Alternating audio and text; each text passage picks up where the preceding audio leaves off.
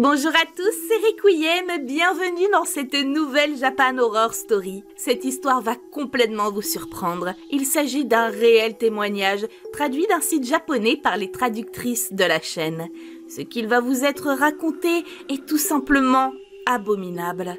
Allez, c'est parti, on se lance dans la Japan Horror Story numéro 34. Éteignez bien vos lumières et plongez dans ce monde sombre où je fais de vos cauchemars une réalité.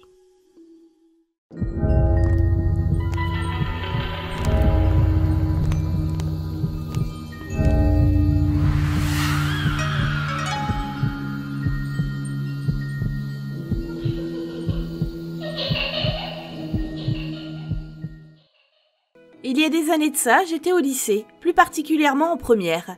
Il arrivait qu'on parte parfois en séjour scolaire organisé par le club où j'étais inscrite à l'époque. Il se trouvait que je faisais partie du club d'écologie. Notre but était donc de mettre en place des plans d'action afin de rendre notre établissement ou tout autre lieu plus propre afin de soutenir la planète. J'ai toujours été quelqu'un de très engagé dans ce que je faisais et aider la planète faisait partie de mes priorités de vie. Pour ce séjour, nous devions passer 4 nuits dans les montagnes de la préfecture de Nagano. Je me souviens très bien qu'au moment du départ, quand tout le monde était déjà installé dans le bus, on était tous tellement enthousiastes à l'idée de faire ce voyage. Nous savions que la virée allait durer quelques heures, et pour faire passer le temps, nous chantions, nous écoutions de la musique, c'était très festif. L'ambiance était chaleureuse et amicale, ça faisait du bien à tout le monde, on était tous très détendus. Il faut savoir qu'à cette époque, je faisais partie des élèves les plus âgés, et j'ai voulu amuser les plus jeunes. J'écoutais souvent une musique qui s'appelait Rebecca's Friends. Quand j'ai appuyé sur le bouton de lecture, une voix grave, très puissante, s'est écriée « Edgy !» On a tous sursauté, et plusieurs personnes ont même crié. Comme nous n'étions qu'un club de filles, personne ne portait ce prénom masculin. C'était une telle surprise que j'ai arrêté la chanson immédiatement. Puis le temps du trajet, je n'y ai pas repensé. Je me suis juste demandé pourquoi ma chanson avait changé et pourquoi on entendait autre chose que ce qu'il en était d'habitude. Avec curiosité, disons, malsaine, j'ai décidé de l'écouter à nouveau tout en rassemblant mon courage à deux mains. Quand j'ai appuyé sur le bouton de lecture, cette fois encore, la chanson avait changé. Nous avons entendu une musique inconnue, avec une voix qui chantait dans une langue étrangère. Tout le monde écoutait attentivement cette chanson jusqu'à ce que la musique finisse par s'arrêter d'elle-même au bout d'un moment. C'est peut-être idiot, mais ce changement inexplicable m'a terrifiée. Depuis ce jour, je n'ai plus jamais écouté le CD de Rebecca. Quand j'y réfléchis maintenant, je me dis que c'est sans doute l'influence du camp qui avait commencé à agir sur mon CD. Je veux dire, on était en pleine campagne. Il y avait peut-être quelque chose qui faisait disjoncter la musique ou je ne sais pas. À la fin de la musique étrange, j'ai regardé par la fenêtre et nous étions déjà bien avancés au milieu des montagnes, dans la préfecture de Nagano. Je n'y ai pas pensé sur l'instant. Quand nous sommes arrivés au camp, tout s'est déroulé sans problème. Nous avons toutes récupéré nos bagages et sacs dans le bus et sommes descendus. Ce jour-là, je me suis entièrement consacrée aux activités prévues par le club. Nous avions fait beaucoup de randonnées ce premier jour, histoire de visiter ces magnifiques montagnes et de voir un peu du paysage. Le temps de faire l'aller-retour, quelques heures s'étaient écoulées et nous sommes rentrés pour l'heure du dîner. Nous avons mangé tranquillement au réfectoire du camp et jusque-là, rien d'anormal ne s'est produit. L'histoire de la musique bizarre m'était même sortie complètement de la tête. Puis est arrivée l'heure d'aller dormir. Sur ce camp, forcément, se trouvaient des dortoirs installés dans des petits chalets près les uns des autres. Ils portaient tous un numéro différent. Nous étions 3 à 4 personnes par chambre. Moi, je dormais avec 2 autres filles. Malgré la journée éprouvante et la fatigue présente, nous étions bien trop excités pour nous endormir tout de suite et nous avons décidé de nous raconter des histoires et de veiller jusque tard dans la nuit. Dans l'excitation et l'amusement général, j'ai voulu faire peur à mes amis et j'ai tendu la main vers la cordelette qui permettait d'allumer et d'éteindre la lumière. Mais avant que mes doigts n'aient touché celle-ci, les lumières se sont brusquement éteintes. Mes amis ont ri et ont pensé que c'était moi qui avais éteint.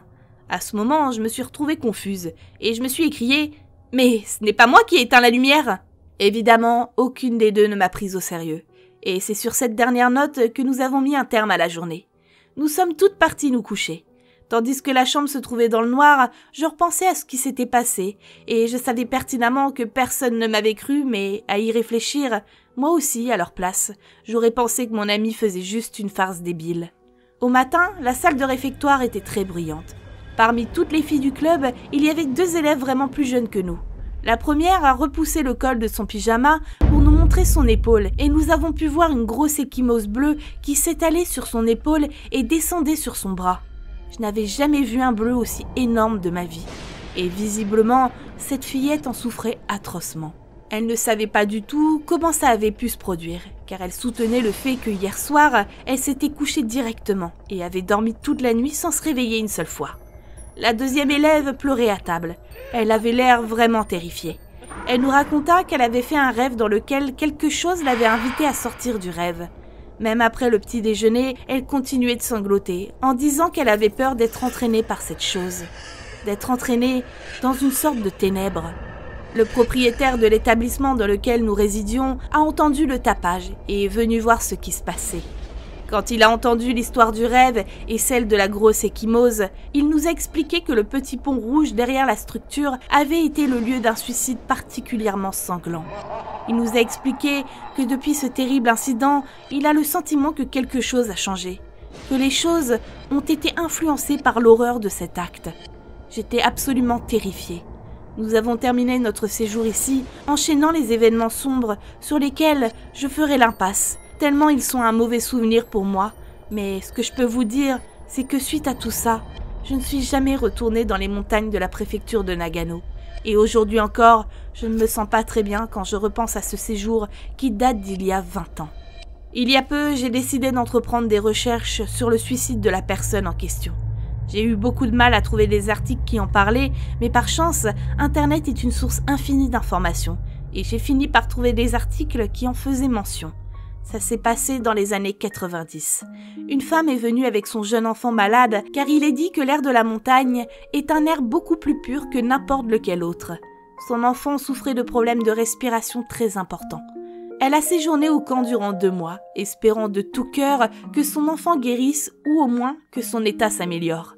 Mais malheureusement, l'enfant a fini, par un jour ensoleillé, par trépasser. La femme n'avait que celui-ci dans sa vie.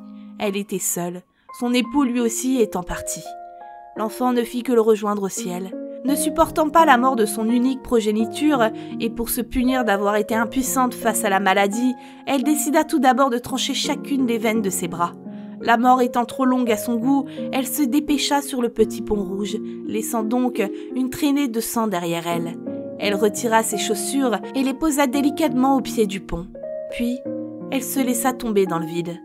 Le pont étant construit par-dessus des côtes rocheuses, sa chute n'a pas loupé, et son corps se retrouva écrasé et écorché par des dizaines de rochers aux pointes acérées. Quand j'ai appris toutes ces choses, je comprends mieux ce qui a pu se passer durant notre séjour là-bas. C'était peut-être l'esprit meurtri de cette femme.